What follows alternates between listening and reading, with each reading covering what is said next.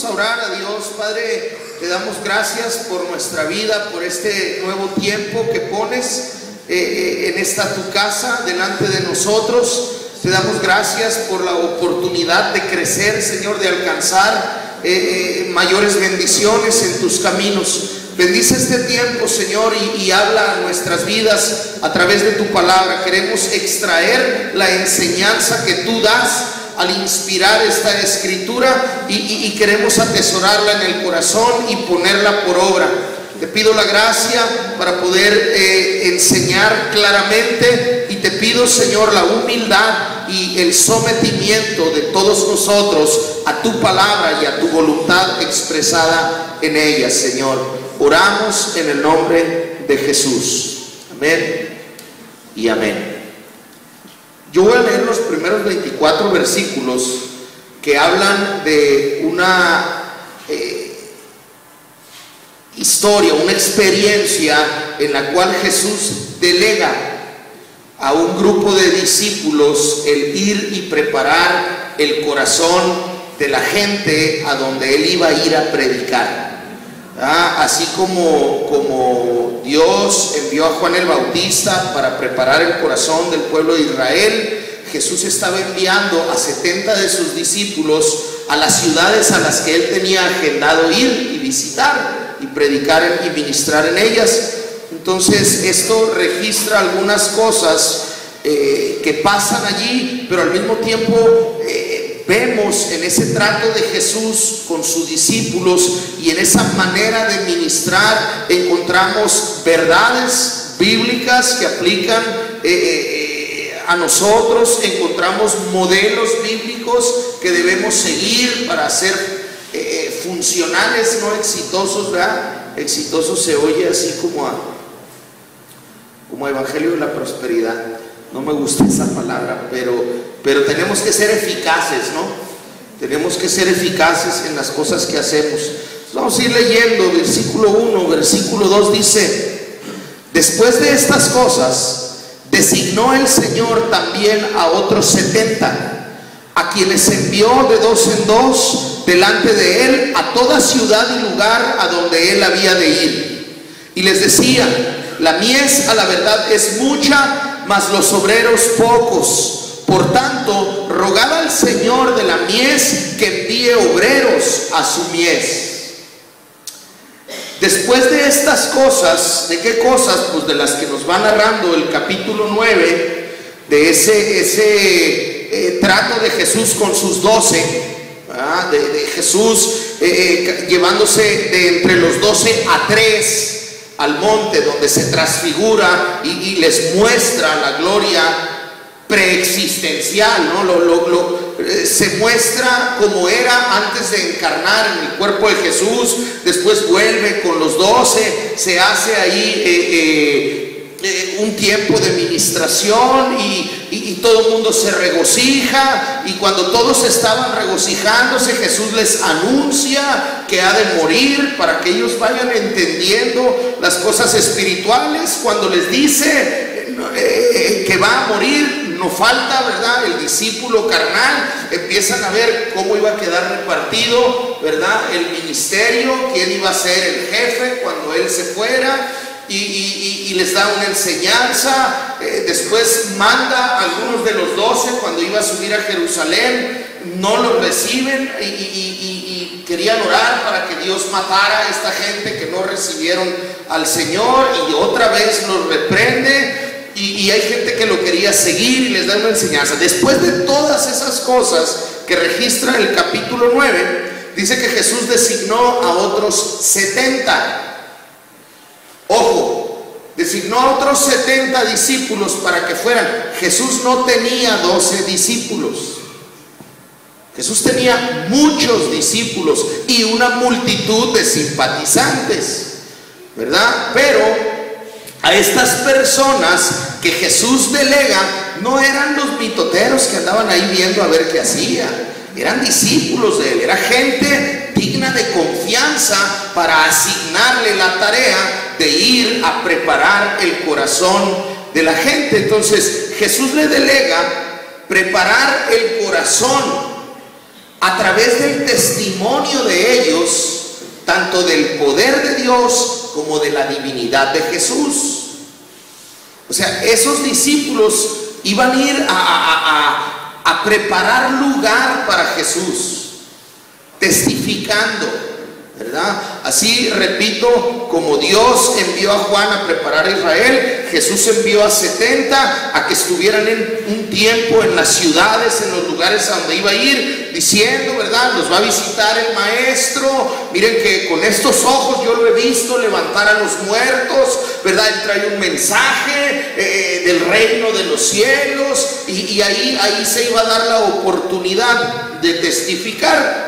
Y algo que me llama la atención es que envía a 70 así a las ciudades y los esparce, y 70, según los judíos, hermano, eran las naciones gentiles que ellos conocían, o 70 era el número de las naciones inmundas para los judíos. Entonces Jesús, a mí se me hace que intencionalmente escoge ese número para hacerle saber a Israel que su misión de salvación era una misión universal de salvación. O sea, que la salvación era tanto para judíos como para gentiles. Y registra Lucas, que es un evangelio enfocado a los gentiles, registra este dato de los 70. A mí se me hace interesante. Pero el Señor no dice, órale, hermanos, vámonos, aquí están los folletos y lléguenle, ¿verdad? A evangelizar, a compartir. No. Jesús los envía de 2 en 2. Y los envía a los lugares o a las ciudades que iba a ir. Quiere decir que cuando menos tenía planeado, tenía agendado visitar 35 lugares diferentes. Y vemos la organización de Jesús, pues. Jesús tenía una agenda. Jesús no era así de que, lo que el Espíritu me diga en la mano. No, Él tenía un plan, una visión, porque Dios es un Dios ¿de qué? De orden. Y esas cosas yo las rescato porque son importantes a la hora de entrar a organizar nuestra vida personal o organizar el ministerio. Acuérdense que hay algo que Jesús decía: yo no hago nada por mí mismo, decía. Lo que veo hacer a mi Padre, eso hago. Entonces nosotros tenemos que ser imitadores de Dios. Lo que vemos, nosotros no podemos ver al Padre, les decía yo creo el domingo, pero podemos encontrarlo aquí en la Biblia, y podemos ver a Jesús haciendo las cosas que Él ve hacer al Padre. Entonces debemos de tomar estas enseñanzas y aplicarlas en nuestra vida. Y los envía de 2 en 2 por razones de beneficios. Mira, es un principio bíblico de prevención. En Eclesiastés 4, versículo del 9 al 12, el Espíritu Santo habla a través de Salomón y dice: 2 es mejor que 1, ¿verdad? Porque reciben mejor paga de su trabajo. Y aunque estos hombres no iban a trabajar para sacar dinero, esas palabras implican que dan más fruto. Su esfuerzo, el esfuerzo de 2, da más fruto que el esfuerzo de uno solo, ¿verdad? Y dice, y si uno cae, el otro lo levanta, y se calientan mutuamente, y si les hacen frente, pues los dos resisten, y cordón de 3 dobleces no se rompe rápido, dice el versículo 12. Entonces Jesús estaba delegando a estos 2, ¿verdad? Y delegando su autoridad a ellos, ¿verdad? Delegándoles la autoridad de ir y predicar, de ir y representarlo. Entonces es muy importante entenderlo, porque Él estaba trabajando al mismo tiempo cosas que nosotros debemos de trabajar como creyentes. Es muy fácil venir a la iglesia y gozarse y todo, pero cuando ya implica relaciones constantes, ahí a veces empezamos a batallar, ¿verdad? A veces cuando te asignan algo y estás encargado tú y otro hermano, como que la relación es difícil de sobrellevar. Y si te asignan a ti solo, puedes hacer lo que te pega la gana, pues bien a gusto, ¿verdad? Pero si se trata de coordinarse con otros Entonces Jesús estaba trabajando en ellos la unidad, hermano. Jesús estaba trabajando en ellos el amor, ¿verdad? Envía a dos porque cuando dos van tienen que estar en acuerdo. El profeta Amós decía: podrán caminar si no están de acuerdo, podrán dos caminar si no están de acuerdo. ¿Cuál es la respuesta lógica implicada? No, tienen que estar de acuerdo. Y aquí vemos a Jesús haciéndolo en la práctica. Más adelante encontramos a Pablo haciéndolo en la teoría, ¿no? Enseñándonos que debemos de guardar la unidad, que debemos de tener un solo propósito, una fe, ¿verdad? Estar todos unánimes, un mismo sentir. Pero aparte nos enviaba de dos en dos, porque para los judíos, conforme a la ley de Dios, el testimonio de dos era acepto. Era verdadero, ¿verdad? El testimonio de dos o más es verdadero. Y si es mentira y los cachamos, los apedreamos y los matamos. Entonces no eran tan mentirosos como nosotros los gentiles. Para nosotros es bien fácil. Venga, hermano, que se quedó tirado el carro, ¿verdad? El pastor diciéndole a su ayudante: hermano, sí, por eso llegamos tarde, hágame usted el favor. Para los judíos no. Si averiguaban y no es cierto, allá estaba el hermano comiendo en los tacos, lo apedreaban y lo mataban al pastor y a su ayudante por cómplice. Entonces no era fácil el dar falso testimonio, la pensaban dos veces porque se jugaban la vida. Entonces al Jesús enviarlos a preparar el corazón de los demás, al Jesús enviarlos a preparar el corazón de los demás, pues ellos no tenían gran revelación. ¿Qué podían compartir, hermano? Su testimonio, ¿verdad? ¿Quién llegó hace poco a la iglesia o quién no sabe de la Biblia? ¿Qué puede compartir? Su testimonio. ¿Verdad? ¿Qué le dijo Felipe a Natanael? Casi nada, no le dijo nada, nomás le dijo: ven y ve, ¿verdad? Tú ven a ver. Y si le hubiera preguntado: pero a ver ¿qué le hubiera dicho Natanael? Pues que camina sobre el agua, ¿verdad? O qué le hubiera hecho Felipe, o qué le hubiera dicho, por lo que le tocó ver. Eso hubiera dicho. En ese entonces no había Jesús caminado sobre el agua todavía, pero me refiero a que no iba a poder decir nada más que lo que hubiera visto o lo que hubiera oído, ¿sí o no? La tarea designada requiere una gran participación, y digo requiere porque la tarea designada a esos 70 es la tarea que Cristo nos designó a nosotros, ¿verdad? Nosotros vamos y predicamos el evangelio, nosotros le compartimos a la familia, nosotros testificamos con nuestros conocidos, pero nosotros no salvamos a la gente. Nosotros no salvamos ni hacemos nacer de nuevo a nadie. Ese es trabajo de Dios. Cuando Pedro hace su confesión, Jesús le dice: bienaventurado eres porque el Padre que está en los cielos te lo reveló. Entonces nosotros somos simples representantes de Jesús, y nosotros vamos y compartimos el evangelio, y con nuestro testimonio, ¿verdad?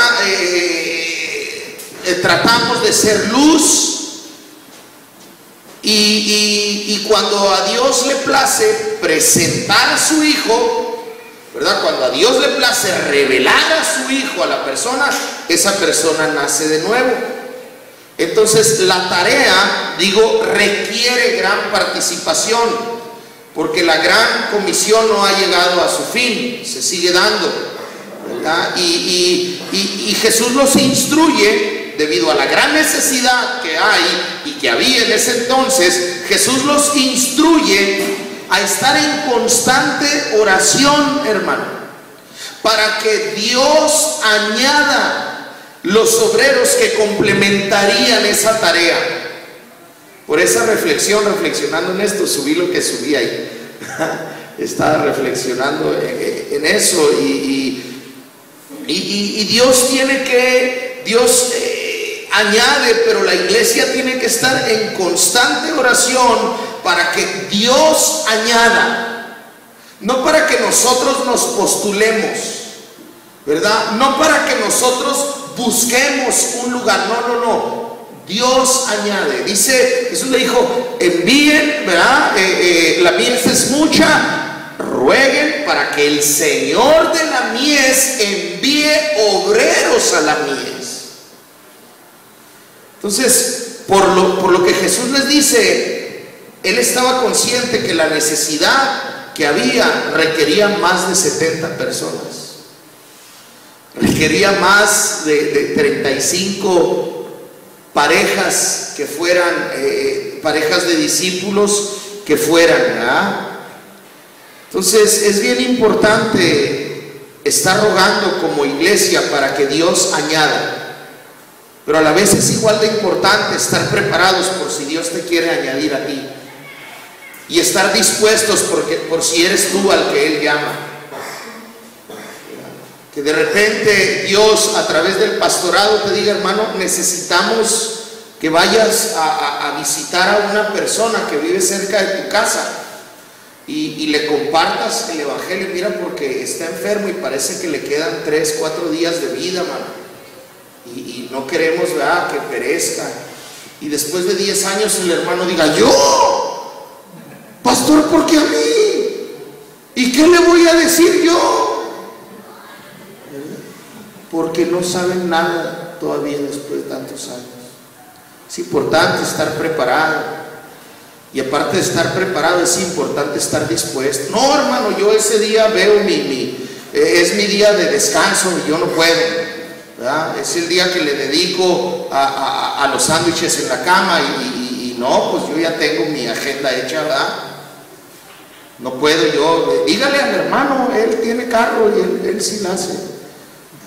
Es importante estar orando. Nosotros estamos orando y Dios nos ha respondido respecto a lo que comentábamos hoy Dios nos ha respondido trayendo gente, y gente que llega no a congregarse durante un tiempo, que llega directa al servicio, porque Dios los añade a nuestro equipo de trabajo y Dios me lo revela a mí. Hay otra gente que hay que prepararla, y hay otra gente que no hay que dejarla ni que se le acerque a los hermanos, ¿verdad? Pero tenemos que estar orando, preparados y dispuestos, por si a Dios le place que seas tú uno de los 70 o de los 20 o de los 15 o de X, ¿no? Versículo 3 y versículo 4 dice: id, he aquí yo os envío como corderos en medio de lobos. No lleven bolsa, ni alforja, ni calzado, y a nadie saluden por el camino. Primeramente advierte el Señor un riesgo real. Van a ir ustedes representándome como corderos en medio de lobos. Implica un riesgo real, y lo advierte que para que estén conscientes de que hay un precio por pagar. Hermano, un creyente que ha tenido un genuino encuentro con Cristo está dispuesto a servirlo sin cuestionar el costo que implique hacer la voluntad de Dios. Cuando uno piensa: no, hermano, está muy lejos, hago media hora para llegar allá, y luego con este frío, y empieza: ¿sabes qué? Pues vete más temprano y ponte una chamarra. Dios es digno de ello. Dios murió en la cruz por su obra, que somos en nosotros y a través de nosotros, y nos la delegó a la iglesia. Es una persona que cuestiona tanto a Dios, no ha tenido un genuino encuentro con Cristo. Es salvo y todo, pero no ha tenido ese entendimiento total de lo que Cristo hizo por él. Porque cuando tú tienes un entendimiento en el espíritu, no acá, de lo que Cristo hizo por ti, se acaban los peros, hermano. Cuando Dios te revela en tu espíritu, ¿verdad?, la cruz, Jesús amándote ahí sangrando, ¿y qué se debía hacer tú? O que el infierno te correspondía a ti, y que no solamente ese castigo era para ti, sino que el que estaba ahí no tenía por qué estar ahí. Se acaban los peros, hermano. Se acaban los peros. Entonces, si nosotros no hemos llegado a ese punto, es una de las áreas en las que debemos de crecer, en el entendimiento de la obra de la cruz. ¿Sabes por qué la iglesia es tan peleonera? No está toda la iglesia tan carnal, tan ambiciosa, Porque se dejó de predicar la cruz hace como 100 años. Empezaron a predicar milagros, empezaron a predicar unción, empezaron a predicar prosperidad, empezaron a predicarse los propios predicadores en vez de predicar a Cristo crucificado. Y parece que nos echaron un balde de agua fría. Y en 1950, 60 y 70 vino una infiltración, ¿verdad?, de doctrinas que enfriaron la cristiandad. Y digo, cristianos carnales siempre ha habido, andaba Judas Iscariote con el Señor, ¿verdad? Pero me refiero a que nosotros, hermano, tenemos muy poco acceso en este tiempo a iglesias y a predicadores que prediquen verdadera cristiandad. Y la cruz y nuestra posición hace que entremos, ahorita vamos a ver, a un nivel de humillación total y también humillación genuina ante Dios. Después de advertirles que les instruye a que eviten las distracciones, ¿verdad? Porque les dice no lleven ni lonche, hermano. No lleven bolsa, no lleven alforja, no lleven calzado, o sea, váyanse. No vayan a hacer la maleta, no vayan a hacer el yacho, váyanse y prediquen y no saluden a nadie. Eviten las distracciones y el estar preocupados cuando vivimos para Dios por cómo vamos a pagar, por qué vamos a comer y no querer servir hasta que ya aseguremos, son distracciones, hermano.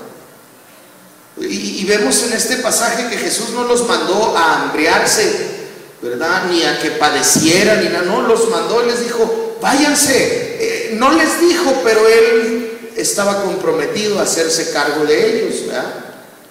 Váyanse y no saluden a nadie en el camino, porque no es de que fuera malo decir Dios te bendiga, hermano, no. Culturalmente los judíos tenían una manera de saludarse, que era pararse, lavarse los pies, ¿verdad?, ser corteses. Dios, entonces no hay tiempo para eso. Vayan y preparen el corazón de los demás. Entonces Él ha prometido, no había a ellos, sino Él ha prometido desde tiempos antiguos proveer a sus obreros lo que es necesario. Y en este caso era una prueba de fe. Se cuenta que bueno, vámonos, ¿verdad? Tú vas aquí a Las Palmas, tú te vas a Todos Santos y tú te vas al valle y no lleves nada, o sea, llegue, híjole, pues era una prueba de fe. Ay, si se me rompen los guaraches, dijeron, ¿verdad? Pero era una prueba de fe. Entonces, la manera de Cristo proveer la encontramos en este mismo pasaje, en el versículo 7, pero también mandó a evitar las distracciones durante el camino. Versículo 5 y versículo 6 le dice, en cualquier casa donde entren, primeramente digan, paz sea a esta casa. Y si hubiere allí algún hijo de paz, vuestra paz reposará sobre él, y si no, se volverá a vosotros. La Biblia, cuando tú vas a estudiar el manuscrito, ¿verdad? Está escrito en griego, hermano. Entonces la palabra paz que registra aquí está escrita en griego, pero Jesús tenía discípulos y sus discípulos eran judíos, entonces ellos hablaban en lengua hebrea, y la palabra paz sea esta casa se registra en griego y se traduce así, paz sea esta casa, pero realmente lo que Jesús le dijo a sus discípulos en hebreo es, cuando se presenten, saluden como saludan los judíos, shalom, o Hebeniu shalom alejem, ¿verdad? Ponte a cantar la cancioncita, ¿te acuerdas de la cancioncita? Ese era el saludo judío, Hebeniu shalom alejem, que quiere decir, venimos a traer el shalom de Dios. Y shalom de Dios no quiere decir paz solamente. Shalom quiere decir paz con Dios, que implica todas las bendiciones que te puedas imaginar, espirituales y terrenales. Entonces cuando tú llegas y dices a un judío Shalom, es como si le estuvieras diciendo: hermano, yo quiero que Dios te bendiga, te perdone, estés bien con Él y te dé todas tus bendiciones, todas sus bendiciones, tanto espirituales como terrenales. Eso quiere decir Shalom. Entonces, cuando Jesús los manda, les instruye que los saluden de esa manera. Y para los judíos no es ningún saludo raro, pues así se saludan ellos, así se presentan. Pero esta vez ellos iban representando a Jesús. Estos discípulos no eran judíos ordinarios, eran judíos que representaban a Jesús. Entonces el Shalom provenía de Jesús. Y si el Shalom provenía de Jesús, ¿qué tenía que ver esto para los judíos? O sea, le estaban afirmando que Él era el Mesías que el pueblo judío estaba esperando. Estaban afirmando la divinidad de Cristo con un simple saludo. Y quizás nosotros no lo entendemos cuando lo leemos así, porque no lo dice como fue en el lenguaje original, y tampoco lo entendemos porque no somos judíos. Pero Jesús estaba dándose a conocer como Dios hecho carne, como el Mesías prometido, el que podía enviar toda bendición espiritual y terrenal a los que lo recibieran. Entonces ellos iban y expresaban el deseo de su maestro. Ellos podían ser recibidos o rechazados, por lo cual Jesús dejó a su discernimiento si decidían quedarse o seguir adelante. Versículo del 7 al 9 dice: y posad en aquella misma casa, o sea, en la que los reciban, comiendo y bebiendo lo que les den, porque el obrero es digno de su salario. No se pasen de casa en casa.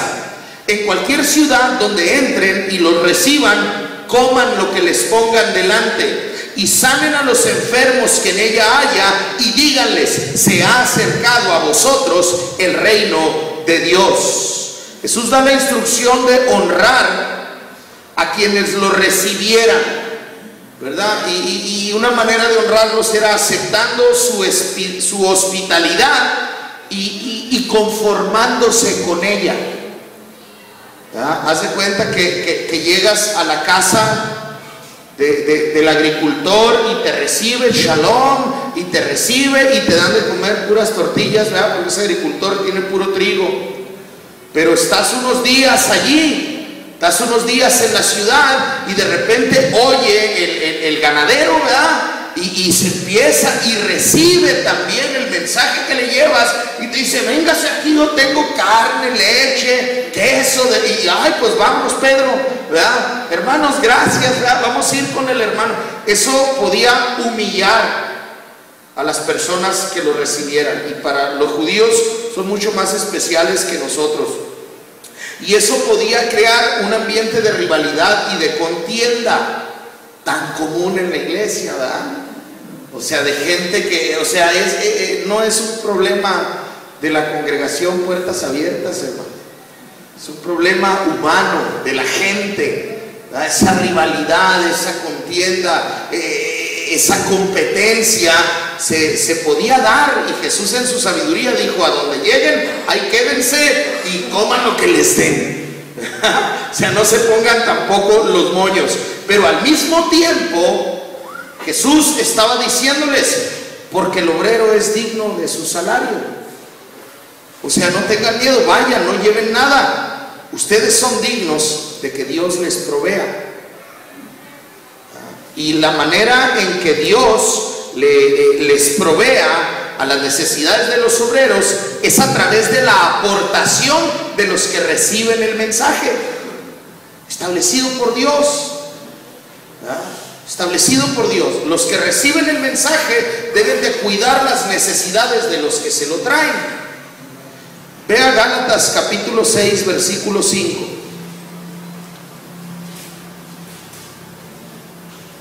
Dice Gálatas 6:5.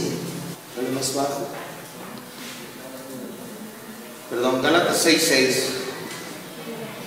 El que es enseñado en la palabra, haga partícipe de toda cosa buena al que lo instruye. Porque el que lo instruye ha sido llamado por Dios para dejar su vida y su trabajo, hermano. Ha sido llamado por Dios para pagar un precio que usted no está pagando. Y lo que le está dando es una instrucción para vida eterna, ¿verdad? Entonces, la manera en que Dios decide proveer a las necesidades de sus obreros es a través de la aportación de ustedes. Por eso es importante también crecer en el entendimiento de esto y en la responsabilidad, ¿verdad? En la responsabilidad por nosotros, por a donde usted se vaya en un futuro. Las personas que están puestas por Dios tienen las mismas necesidades que usted, ¿verdad? Comen las mismas veces al día que usted. Sus hijos usan la misma ropa que los suyos, ¿verdad? Y ellos tuvieron que dejar de trabajar, tuvieron que dejar de buscar sus propios planes por traer una instrucción que salva tu casa, salva tu vida, salva a tu familia. Es importante entenderlo también. Cuando Jesús les dice coman lo que les den, ¿verdad? No es que los discípulos fueran medio quisquillosos y medio caprichosos, sino se los dice porque los manda a distintas ciudades y a distinta gente, y el propósito era que se salvaran tanto judíos como gentiles. Y si los recibía un gentil, ¿verdad? Mira, te hice unos tacos de moronga, man, ¿verdad? O te hice unas carnitas de chicharrón de cochito, y el judío hubiera dicho ¡ah! Y se rasga la camisa ¿verdad? Y le avienta un puño de tierra en la cara y se va, ¿verdad? Y se podían ofender.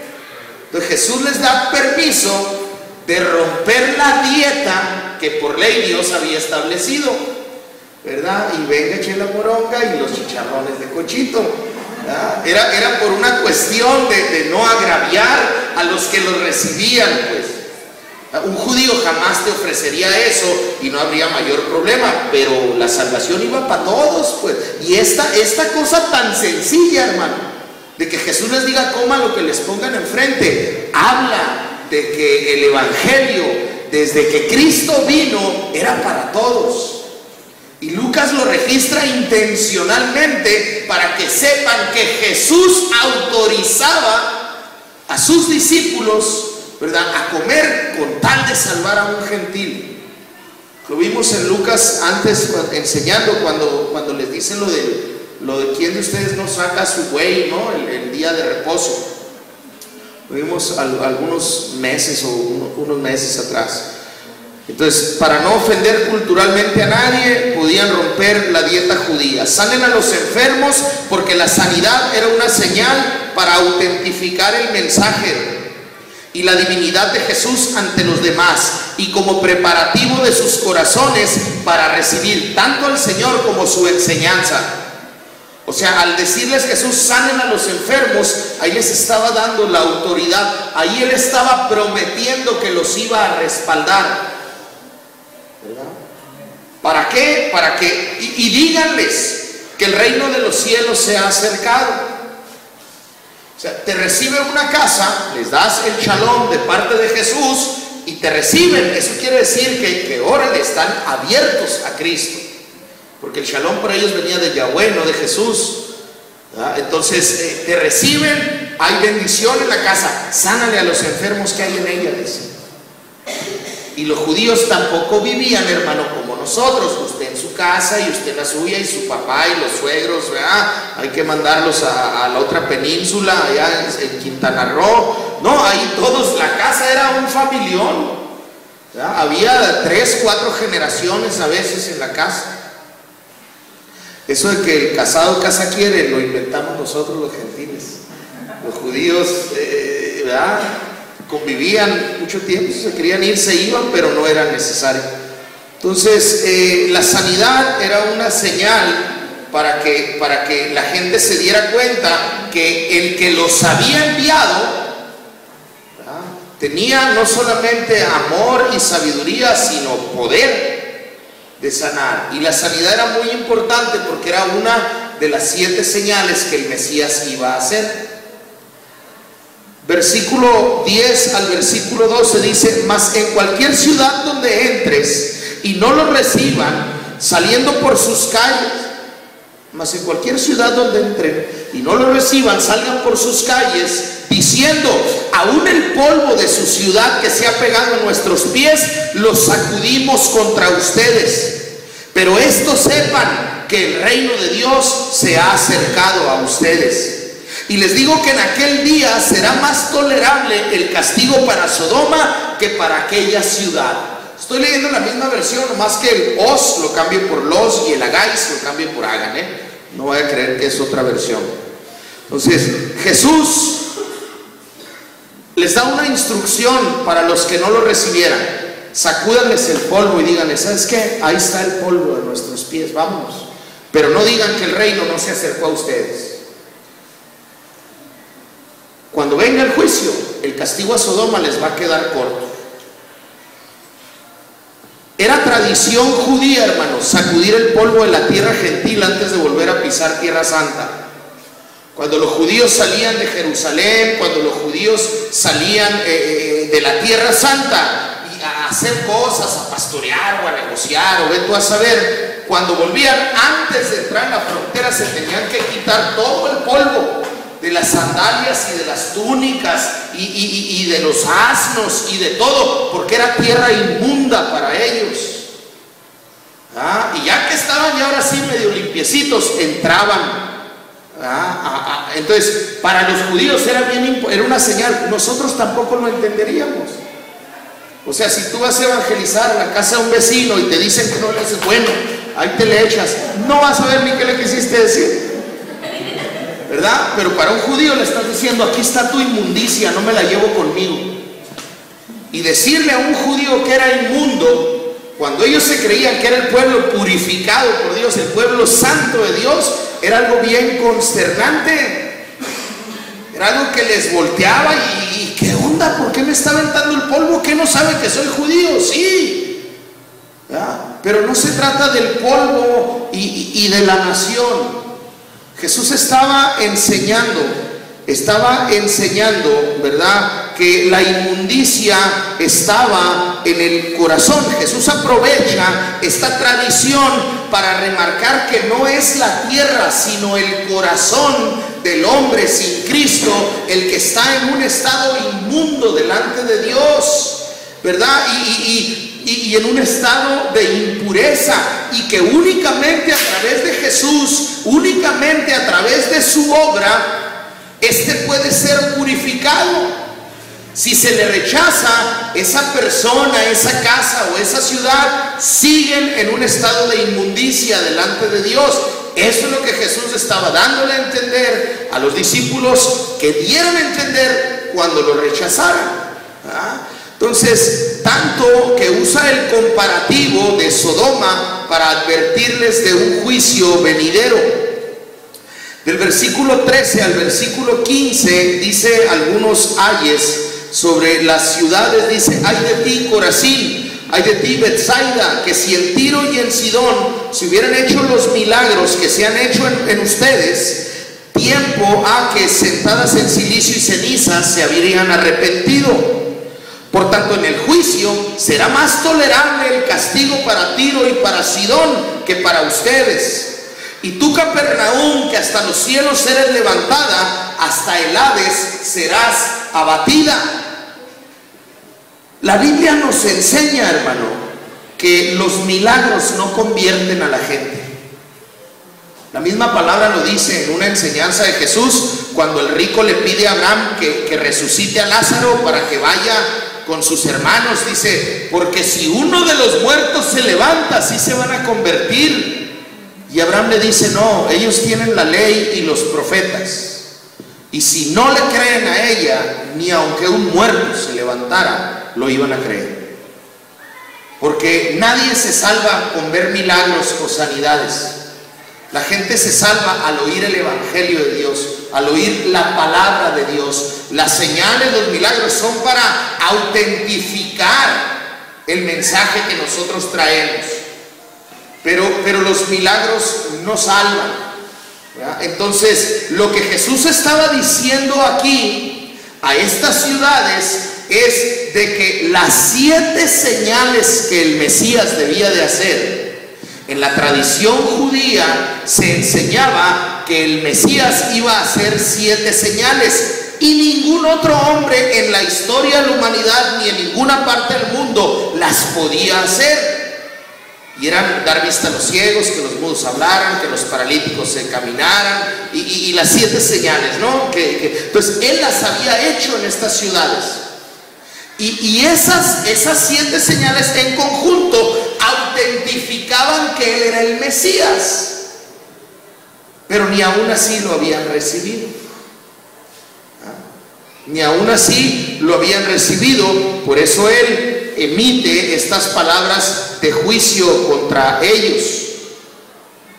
Es una advertencia con comparativos que ellos conocían muy bien de la severidad del juicio por venir. Gracias a Dios, los que estamos en Cristo no vamos a pasar por ese juicio. Dios va a juzgar, Cristo va a juzgar a su iglesia aparte y primero, ¿verdad? Pero el juicio es la ira de Dios durante la gran tribulación. El juicio del trono blanco después de la gran tribulación, donde es para enviar, ¿verdad?, a las personas al lago de fuego. Entonces, la dureza de los corazones de esta gente ante la manifestación de la gracia de Dios tendría serias consecuencias. Por eso usa esas ciudades como comparativos.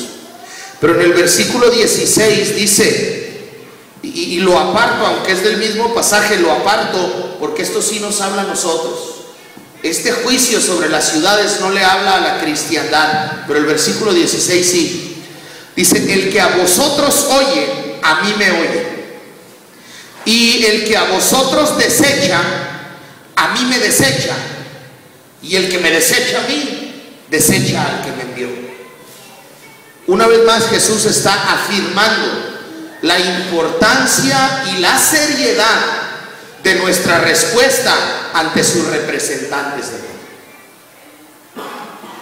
Cuando tú resistes lo que yo te digo, no me resistes a mí, resistes a Jesús. Y si resistes a Jesús, resistes a Dios. Cuando tú recibes lo que yo te digo, recibes a Jesús. Y si recibes a Jesús, recibes a Dios.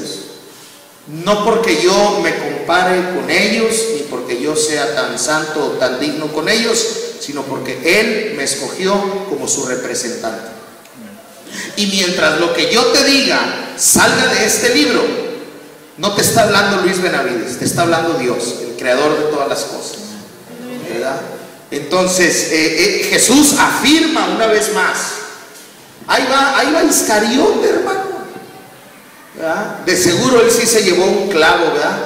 No se lleva en la alforja, ¡pum!, sacó un perfume. No digo nada, vámonos, ¿verdad?, a cambiarlo por cecina, ya, o vete a saber por qué, ¿verdad? Pero ahí va él.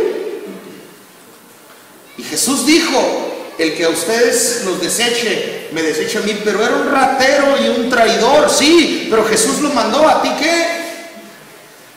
Jesús se va a encargar de juzgarlo a él. Mira dónde está ahorita el pobre desgraciado, ¿ya? O sea, no se fue liso, no salió impune de sus transgresiones.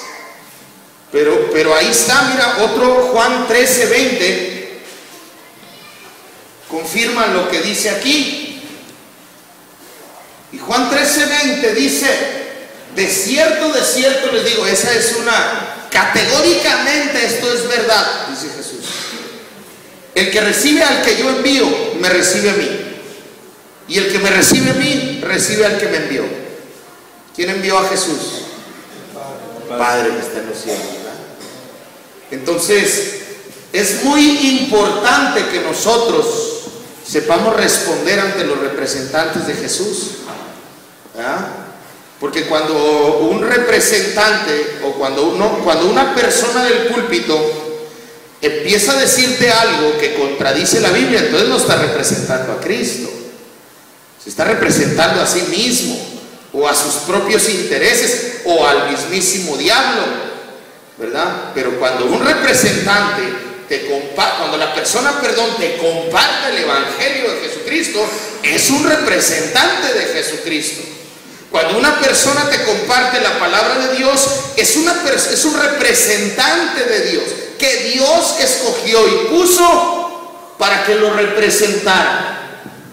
Entonces, para así ya llevarlo al máximo entendimiento, pon Hechos capítulo 9 y búsquenlo, no se me hagan comodinos, para eso traen la Biblia. Pues si así no leen, menos con la pantallita.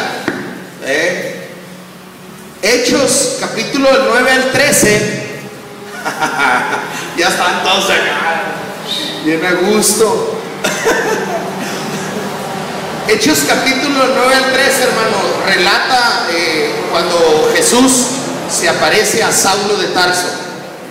Saulo iba en su caballo con órdenes de aprehensión, buscando a los cristianos en Damasco, ¿verdad? Iba con toda la hazaña para prenderlos, torturarlos o darles muerte. En el camino resplandece una luz y lo tumba del caballo. ¿Y qué le dice el Señor? Dale para atrás. Dale para atrás. 9, 8, 7. ¿Qué versículo te dije? 9. Perdón, 9:4. Perdón, 9:4. Es que aquí tengo otro de Hechos. Me hice bola. Y cayendo en tierra, Saulo oyó una voz que le decía: Saulo, Saulo, ¿por qué me persigues? ¿Quién le está hablando ahí a Saulo? Jesús. ¿Y dónde estaba Jesús? ¿Dónde estaba Jesús, hermano? Digo, ya había ascendido al cielo en ese entonces, ¿no? Ya lo habían crucificado, ya lo habían sepultado, ya había resucitado, ya había ascendido. ¿Dónde estaba Jesús? A la diestra del Padre, dice la Biblia, ¿no? Allá fue a donde ascendió, ¿sí o no? ¿Y a dónde iba Pablo? A Damasco. ¿A qué iba Pablo a Damasco? A aprender a unos hermanitos, a un tal Ananías, ¿verdad? Y a otra palomilla que andaba ahí. ¿Y qué le dice Jesús a Saulo? ¿Por qué persigues a mis discípulos, Saulo? Eso le dijo. ¿Por qué persigues a mis hijos? ¿Qué le dijo? ¿Por qué me persigues a mí? Porque lo que nosotros hacemos con los representantes de Cristo, lo hacemos con Cristo. Así que ahí se le echa: si usted me ha insultado a mí, ha insultado al Señor, ¿ya? No es mi bronca, es bronca suya y de Dios. A mí no me compete. Y si usted me ha elogiado a mí, ha elogiado al Señor. A mí no me compete, ¿verdad? Pero Jesús toma muy serio a sus representantes, hermano, porque son aquellos que tomaron su cruz y lo siguieron, porque son aquellos que salieron de entre la multitud y decidieron morir a su vida terrenal con tal de ganar la vida eterna. Entonces es muy importante este versículo. Entre el versículo 17 y 19 narra el regreso de los 70, y aquí hay algo también muy padre. Volvieron los 70 con gozo, diciendo: Señor, aún los demonios se nos sujetan en tu nombre. Y les dijo: yo veía a Satanás caer del cielo como un rayo. He aquí, les doy potestad de hollar serpientes y escorpiones y sobre toda fuerza del enemigo, y nada los dañará. Pero no se regocijen de que los espíritus se les sujeten, sino regocíjense de que vuestros nombres están escritos en el libro de la vida. Durante su encomienda, ellos se toparon con una resistencia espiritual manifiesta, ¿ah? Porque nosotros todos los días nos topamos con resistencia espiritual, ¿ah? Vas en el carro al trabajo, pasa una mujer ahí y el diablo te dice: mira nomás, ¿ah? oponiéndose a que te guardes, a que guardes tu corazón, ¿verdad? Quieres hablarle a alguien del Señor y desde que te ve te pone mala cara y dice, uy, este es hostil, ¿verdad? El diablo le dice, te va a querer cuentear. Sí me explico, pero no es ese tipo de resistencia la que ellos se toparon, sino una resistencia espiritual manifiesta, o sea, casos de posesiones demoníacas, ¿no? O de enfermedades con origen espiritual o cuestiones ya pues de demonios y cuestiones. ¿Se sigue oyendo? Sí, no se oye, ¿verdad? Sí. 1, 2, digo, se oye, pero el micrófono no. Está bien. Sí se oye. Yo no me oigo. Entonces, cuando se topan con esta resistencia, el respaldo de Dios les dio la victoria, ¿verdad? Ellos no habían sido enviados, en este caso no lo registra como enviados a expulsar demonios, lo registra, gracias, como enviados a predicar, a preparar el corazón, a sanar a los enfermos. Y ya que vuelven, fíjate, ya que vuelven, Jesús les delega la autoridad sobre los demonios. O sea, fue algo que se presentó ahí mientras ellos ministraban, ¿ah? Y el respaldo de Dios, la autoridad que ellos llevaban, les dio la victoria. Y esto nos enseña, hermano, o podemos rescatar de aquí, que nosotros no debemos de enfocar nuestra mirada en los demonios, sino en testificar con nuestra vida y con nuestro testimonio de las grandezas de Cristo, ¿verdad? Cuando es necesario, Dios se glorifica a sí mismo. Cuando es necesario, cuando ya cállate, te dice alguien ahí, una señora de 80 años ahí que apenas si puede hablar con voz de gorrión, de repente tiene una voz de Plácido Domingo y se le tuercen los ojos y empieza a caminar ahí, pues Dios se glorifica a sí mismo. O sea, la autoridad de Dios es suficiente para expulsarlo y que se vaya. Y esto lo digo porque dentro de la iglesia hay algunas corrientes que se enfocan mucho en satanizarlo todo, ¿no? Y se enfocan mucho en todo echarle la culpa al diablo y andar queriendo hacer liberaciones, y hay cosas que le llaman el vómito santo y eso no es de Dios, hermano. No es de Dios. Nosotros no somos llamados a cazar demonios. Ese es Blade Hunter o no sé cómo se llaman los de las películas. Nosotros somos llamados a predicar el evangelio y a testificar de Cristo, ¿verdad? No andar buscando serpientes en cada jardín. Mira, ese hermano se me hace que trae un espíritu de... No, esas cosas no. Nosotros somos llamados a testificar de Cristo, a predicar la palabra de Dios, y cuando salga ahí verdaderamente una persona poseída, que creemos en ello, lo hemos visto, lo hemos ministrado, pues Dios se glorificará a sí mismo a través de la autoridad que nos ha delegado. Porque Él no hizo énfasis en eso. Y cuando ellos llegan bien gozosos por las liberaciones que hicieron, Jesús les dice, momento, no se gocen tanto de eso. Es más, ahí les va la autoridad, ¿verdad? Para que venzan las obras del diablo. Pero no se gocen tanto de eso, no se enfoquen en ello, sino enfóquense y gócense en que sus nombres están inscritos en el libro de la vida. Y hago otra cosa ahí para aclarar, hablo de otra cosa para aclarar. Tras cumplir lo que Jesús les había asignado, les delega la autoridad para expulsar demonios o pisotearlos, ¿verdad?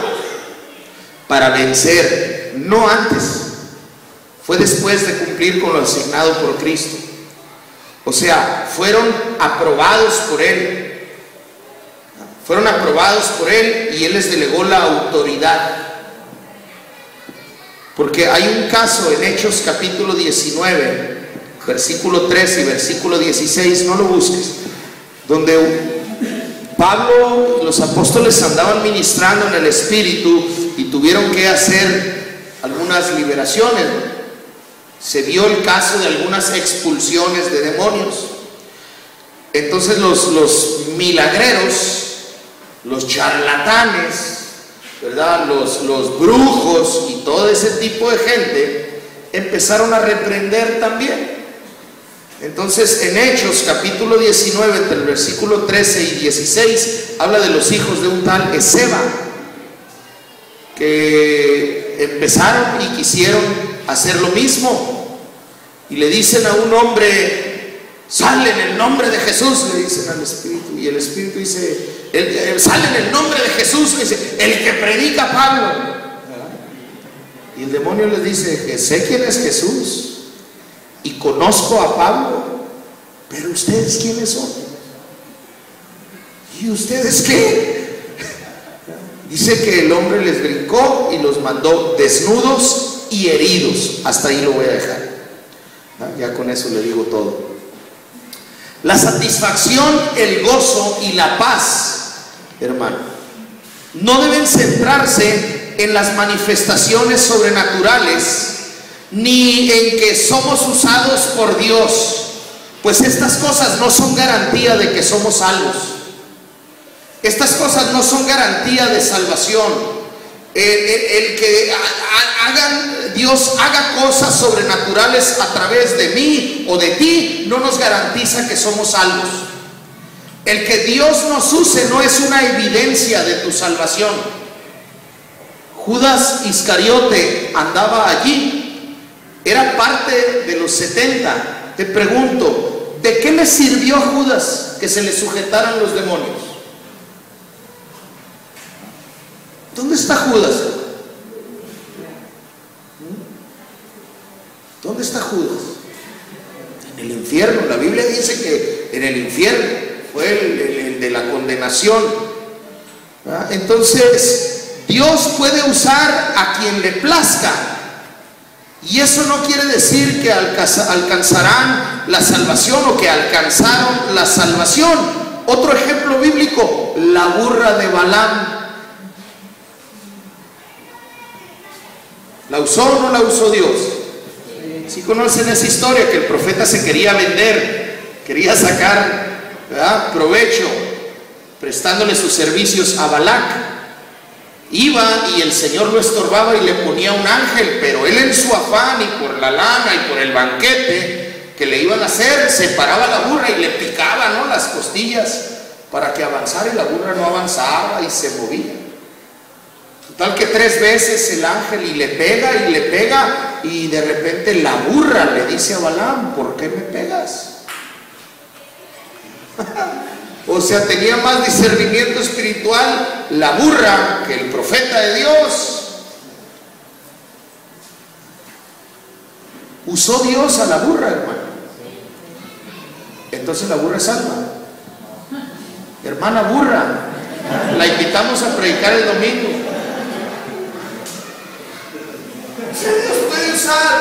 Dios puede usar lo que Él quiera, cuando Él quiera. ¿Qué onda con eso? Sí. 1, 2. Y no es evidencia de salvación. Por eso nosotros, nuestro gozo, nuestra alegría, nuestra seguridad no debe de estar en si servimos a Dios o si Dios nos usa. Debe de estar en nuestra salvación, en estar seguros que somos salvos, ¿verdad? El apóstol Pablo le decía, no recuerdo si a los corintios: examinaos a ver si están en la fe. Examínense a ver si están en la fe. Entonces, el hecho de ser usados por Dios o de tener participación no es una evidencia confiable. Ahora, nosotros estamos en Cristo, ¿verdad? Gloria a Dios. Nosotros estamos seguros en Cristo. Hemos arrepentido y nos hemos rendido ante Él. Ahora sí suena.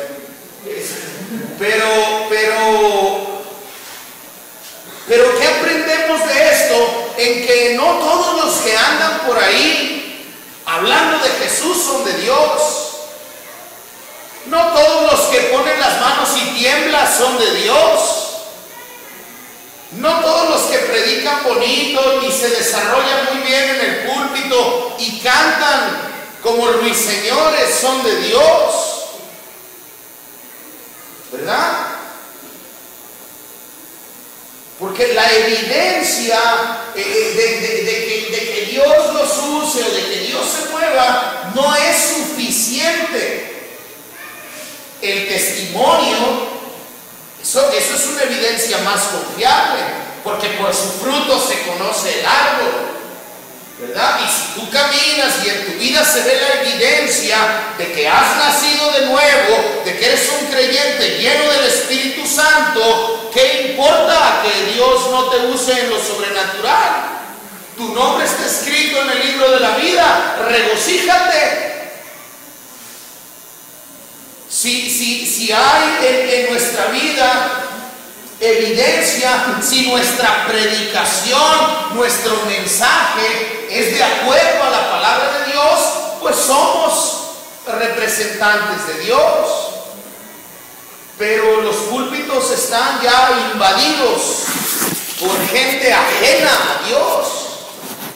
Entonces, si tú estás en Cristo, tú estás seguro. ¿Y de qué te sirve esto? Bueno, de analizar a los demás. Vamos a tal iglesia, llueve oro. Y vamos a tal congreso, viene un hermano que sopla y te caes. Yo conozco un pastor que cuando hablamos con él por las herejías que predicaba, me dijo, si yo anduviera tan mal como dicen, Dios no me usaría. Mateo 7, 21 al 23 habla de gente que hacía grandes milagros, que echaba fuera demonios y que profetizaba, o sea, predicaba en el nombre de Cristo.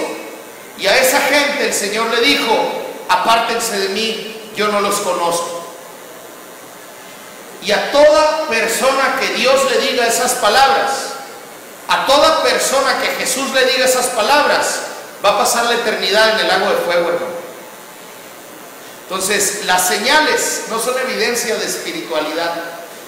Por eso la cristiandad no debe andar siguiendo señales. Por eso nosotros debemos de crecer en el conocimiento de Cristo, en el conocimiento de su palabra, para no irnos con el canto de la sirena, ni tampoco cuando la Virgen te habla. Para terminar, en el versículo 21, ¿en dónde radica nuestra seguridad y de dónde viene nuestro gozo? Nuestra seguridad radica ¿en qué? ¿La fe en qué?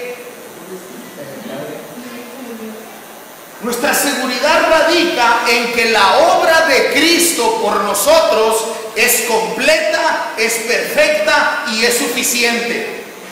Y como yo he tenido fe y yo he creído en Él, y mi vida es una evidencia de que he creído, porque vine en arrepentimiento y sigo en humillación delante de Él, yo estoy seguro que yo soy salvo. Ahí radica mi seguridad y ahí radica la tuya. Y el gozo proviene de esa salvación que hemos recibido. Entonces, estos llegaron eufóricos, porque sí, cuando algo sobrenatural pasa a través de nosotros, es muy placentero, hermano, es muy bonito el privilegio que Dios te use para sanar a una persona que no tiene cura, ¿verdad? Es muy bonito. Y es muy bonito poder ser un instrumento para que Dios libere a una persona que tiene años poseída por un demonio. Es muy bonito y da gozo, pero no es eso el centro del Evangelio. Y en una manera sí, Jesús dice, el centro del Evangelio no es la manifestación sobrenatural. El centro del Evangelio es Cristo y su obra para la salvación de las almas.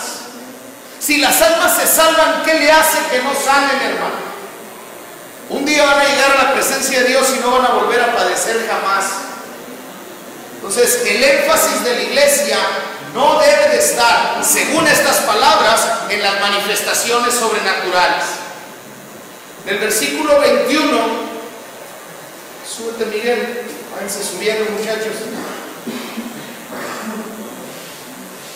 En el versículo 21 dice: en aquella misma hora Jesús se regocijó en el Espíritu y dijo: yo te alabo, oh Padre, Señor del cielo y de la tierra, porque escondiste estas cosas de los sabios y entendidos y las has revelado a los niños.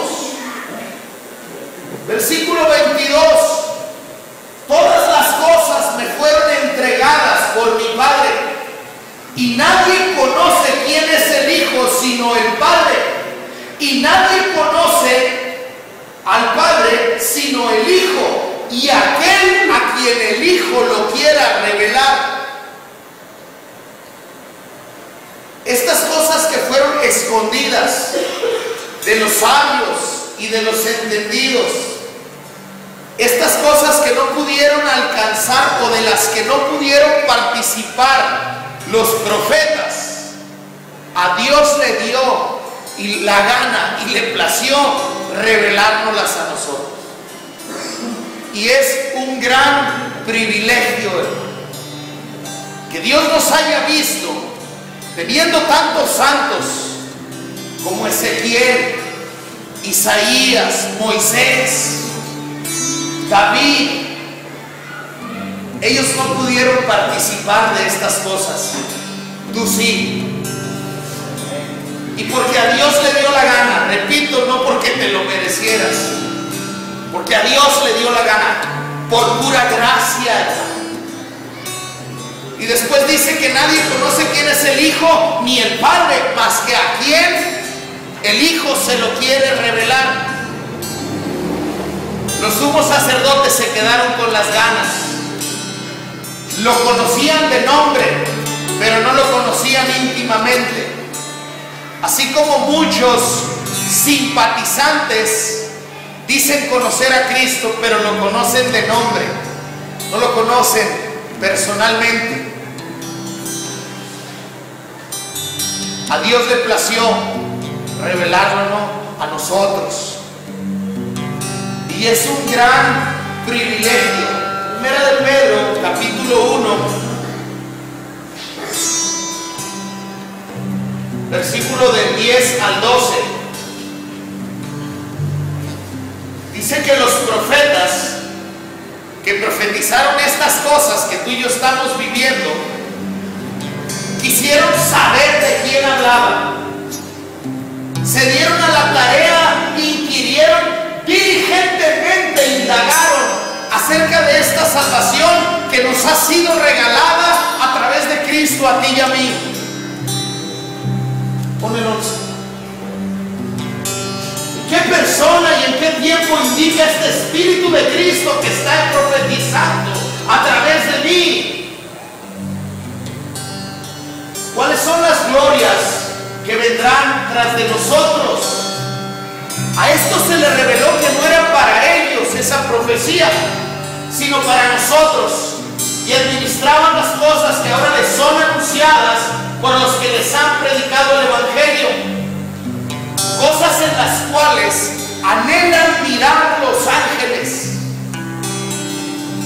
Los ángeles están ansiosos por ver la salvación de las almas. Los profetas hablaron de Cristo, pero no lo conocieron personalmente. Esas cosas que los profetas y los ángeles anhelaban, nosotros las tenemos al alcance. Somos participantes de ellas. Somos representantes de Cristo. Es un gran privilegio inmerecido, hermano. Inmerecido porque hay mucha gente quizás más capacitada que nosotros, o más poderosa, o más afamada que nosotros, pero a Dios le plació escogernos a nosotros. Ese es un privilegio, hermano, inmerecido. Y cuando nosotros recibimos la revelación que nos rescata de la oscuridad y nos da entendimiento de la verdad, ¿cómo no responder, hermano, con una entrega total y genuina ante esa bendita gracia? ¿Cómo no responder poniendo en el altar todo lo que soy y todo lo que quiero ser? Ante ese privilegio, ante esa gracia de que Dios no haya escogido a Moisés, el que sacó a Israel de Egipto, para estas cosas, sino que haya escogido a ti. ¿Cómo no responder con gratitud? ¿Cómo no responder con una humillación absoluta delante de Dios, cuando inmerecidamente nos hace representantes de su Hijo, hermano? De su Hijo, no de Pablo, ni de Pedro, ni del Papa, de su Hijo, del amado del cielo, hermano. Nosotros tenemos que entender la magnitud de este amor manifestado a través de Jesús, porque si no lo entendemos, nos podemos quedar en la mediocridad. Me entrego a medias, busco a Dios en mis ratos libres, ay, crezco lo que se vaya dando, le doy a Dios lo que me sobre. Todo eso es mediocridad, y Dios no premia la mediocridad. Cuando tenemos el pleno entendimiento de estas cosas, si el Espíritu Santo está en nosotros, debe de guiarnos a una entrega total, y nuestra parte es no resistirnos a esa entrega. Es lo único que podemos hacer, no resistirnos, porque yo no puedo crecer por mí mismo. El crecimiento lo da Dios. Yo no puedo acrecentar mi fe por mí mismo. El crecimiento de la fe viene por el oír la palabra de Dios, por el caminar con Dios y tener experiencia con Él. Entonces, ¿qué es lo que yo puedo hacer? ¿Qué es lo que tú puedes hacer? Entregarte y no resistirte. Esa es la parte que nos corresponde a nosotros como creyentes. Eso es lo único que nosotros podemos hacer. Que toda la obra y el crecimiento y el perfeccionamiento y la santificación, todo es trabajo de Dios, de Jesús y del Espíritu Santo. Todo es por gracia, hermano. Nosotros no tenemos ningún mérito en ello, ninguno. Es por gracia. Y si es por gracia y le plació que fuera esa gracia sobre nosotros, ¿cómo no corresponder con amor a nuestro Dios? Versículo 23 y 24. Y volviéndose a los discípulos les dijo aparte: bienaventurados los ojos que ven lo que ustedes ven, porque les digo que muchos profetas y reyes desearon ver lo que ustedes ven y no lo vieron, y oír lo que ustedes oyen y no lo oyeron. Profetas y reyes se quedaron esperando, y Dios presenta la oportunidad delante de nosotros. Qué miserable va a ser nuestra eternidad, aunque sea uno creyente. Qué miserable va a ser desaprovechar tales oportunidades.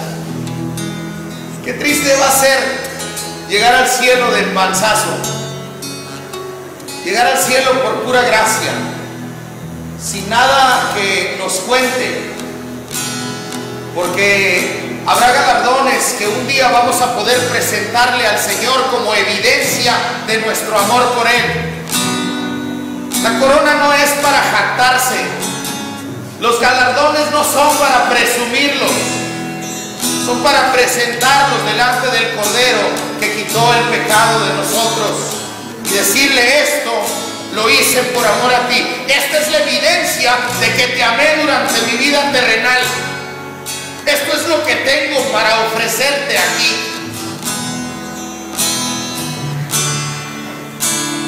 Dice la Biblia que algunos se alejarán de Él avergonzados. Dice la Biblia en Isaías que un día va a borrar nuestras memorias y nuestros pensamientos. Y de ahí para real va a ser puro gozo.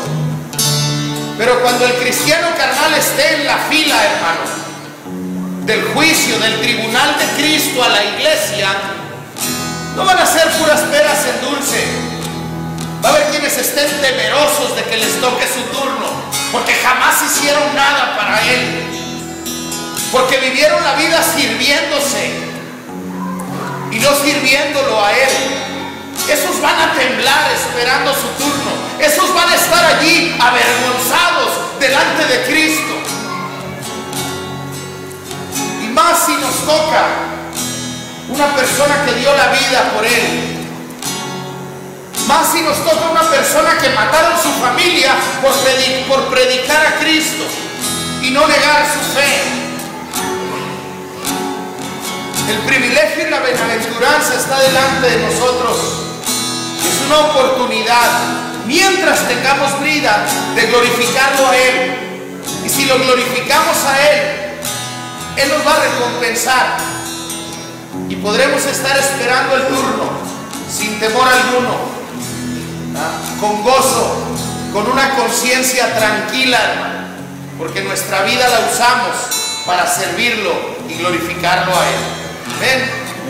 Dios te bendiga y Dios te guarde. Yo espero que esta palabra te enseñe algo nuevo. Yo espero que esta palabra te desafíe, que esta palabra te levante, te desafíe en el buen aspecto de la palabra, que despierte en ti el deseo de ponerle más ganas a este asunto, que despierte en ti el deseo de esforzarte más, porque quizás no conoces el potencial y la capacidad que Dios te ha dado todavía. Y mientras te avientes, vas a ir descubriéndola y vas a darte cuenta de todo lo que Dios puede hacer en ti y a través de ti para la gloria del Padre. Dios te bendiga y Dios te guarde. Vamos a ponernos de pie y vamos a orar. Vamos a orar porque este privilegio y esta bienaventuranza es algo digno de agradecerse. Amén. Es algo digno de agradecerse, que no escogió a sus profetas, nos escogió a nosotros. No escogió a sus reyes poderosos, nos escogió a nosotros. Y muchos se quedaron anhelando, incluso los ángeles anhelan ver las cosas que nosotros como iglesia tenemos delante. Padre, muchas gracias, porque te ha placido revelarnos a tu Hijo. Muchas gracias, Hijo, porque te ha placido revelarnos al Padre. Esta noche estamos agradeciendo, levantamos acción de gracias, Señor, por tan grande privilegio, por este privilegio inmerecido que tú nos has dado. Bendito sea tu nombre, Señor. Te respondemos en amor, te respondemos con compromiso de esforzarnos, de usar este tiempo que pones por delante para crecer en tus caminos. Oh Señor, oramos en el nombre de Jesús, porque tu Espíritu Santo nos llene, porque tu Espíritu Santo nos concientice de las oportunidades que tú nos has dado. En el nombre de Cristo, Padre, te agradecemos.